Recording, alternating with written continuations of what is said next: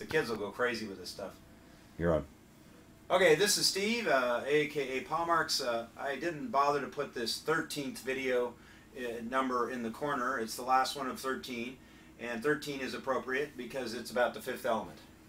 And the fifth element is a film, kind of a cult film, with Bruce Willis and Mila.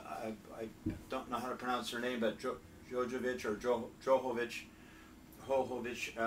And it's about a sort of a shoot 'em up bang bang space adventure where Bruce is a cab driver and his cab is a spaceship, and Mila drops down to Earth. Her character in it is the Lou character, Leeloo. You can look that up on IMDb if you like, and to see what the film is about. The Fifth Element is the name of the film, and she comes down to some kind of a Stargate place in Egypt or wherever, and figures out everything that humans learned in about 5 minutes, and then he has to wander off into the universe somewhere with her to this big huge soiree with all kinds of crazy people, and hopefully facilitate her saving the universe.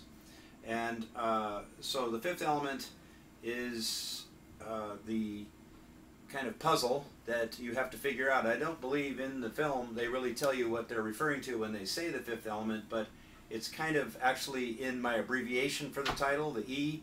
That is the fifth element. That's the fifth letter in the English language. And I put down here at the bottom these other characters. If you can see those okay, it's E, and it's also 3, because an E is a 3, as is an M. That's the same letter that we start male and men with, as well as woman. That's just an inverted M or a 3 or an E. And then Y is also the fifth element because they all have 3 branches to them. The Y is also 3 branches.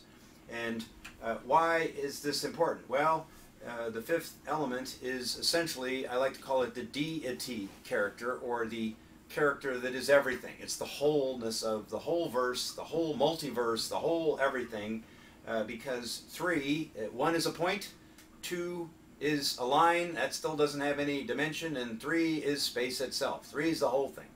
And that's why the fifth element is the E and the 3 and the M and the W and the Y.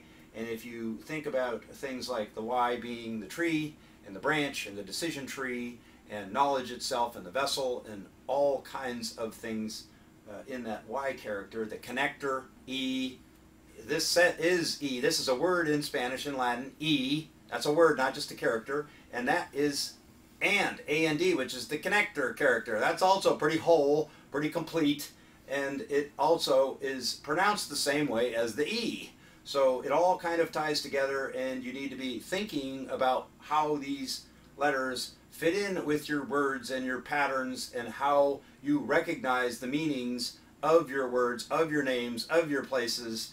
When you have any of these 5 characters, note there's 5 there, also, fifth element, in your language, they have more meaning than the other 21. More meaning.